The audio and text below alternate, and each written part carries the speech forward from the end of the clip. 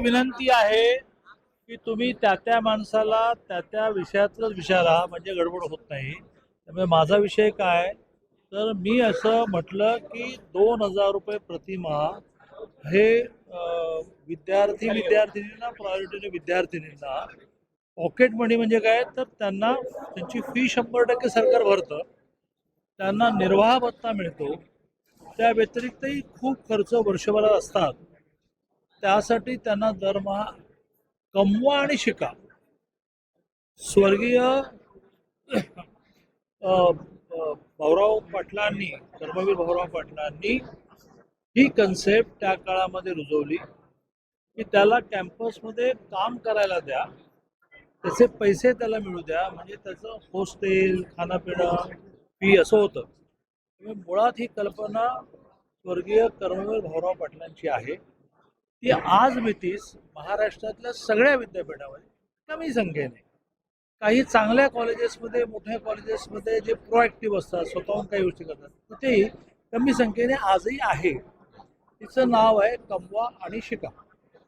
मग काही विद्यापीठामध्ये झाडं लावण्याचं काम दिलं जातं, लायब्ररीत दिलं जातं, लॅबोरेटरीत दिलं जातं. याला थोडं मोठं व्यापक रूप देण्याचा प्रयत्न चालला की ज्याची संख्या ही काही लाख असावी. आता ही सगळ्या महाराष्ट्रात आताही 50,000 आहे, 50,000 आहे. तर ती काही लाख व्हावी आणि त्यातून मुलांना काम केल्याचा आनंद मिळावा आणि पैसे मिळतील ते त्यांना पॉकेट मनी म्हणजे काय, तर कॉलेजचे, विद्यापीठाचे खूप खर्च करायचे असतात, त्यासाठी मिळावे. कल्पना अशी आहे की समजा 5 लाख मुला-मुलींना आपण दरमहा 2,000 रुपये द्यायचं ठरवलं, तर तेवढी कामं पहिली कॉलेजेस विद्यापीठाने क्रिएट केली पाहिजे. कॅम्पसच्या बाहेर पण क्रिएट करावं लागत नाही. प्राथमिक आरोग्य केंद्र, तिथली ग्रामपंचायत, तिथली एखादी चांगली बँक, ज्यातून त्याला अनुभव पण मिळेल. त्याचं त्या कॉलेजने, विद्यापीठाने रेकॉर्डिंग ठेवावं आणि अशी सगळी मिळून 1,800, 2,000, 2,200 मिळणारी 5 लाख मुलं मुली, त्याच्यामध्ये अधिक संख्येने मुली असाव्यात, असं जर म्हटलं तर महिन्याला 100 कोटी लागतात. 10 महिन्याचं वर्ष मानलं तर त्याला 1,000 कोटी लागतात. यातलं 1/3 महाविद्यालयाने CSRच्या माध्यमातून, 1/3 विद्यापीठाने CSRच्या माध्यमातून आणि 1/3 सरकारने आपलं कॉन्ट्रीब्युशन दिलं.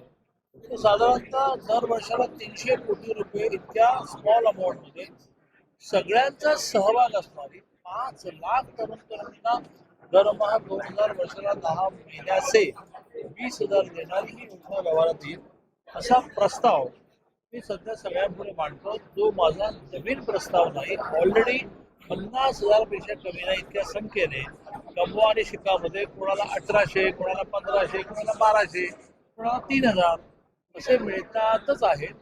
आणि त्या मिळण्यातून हजारो विद्यार्थी ऑलरेडी शिक्षण अतिशय सुलभतेने घेतात. म्हणजे साहेब की 2,000 रुपये देणं तशा पद्धतीने देण्याचं काय मानस नाही, म्हणजे विद्यार्थ्यांना तसा देण्याचं काय मानस नाही. पुरेशा सविस्तर सांगितलं की काम करायचं आणि नवीन काहीच नाही.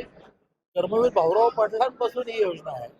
आजही ती 50,000 विद्यार्थ्यांना रफली विद्यापीठात कॉलेज आहे, ती थोडी स्ट्रेंथन करायची, मजबूत करायची, असा प्रस्ताव आहे.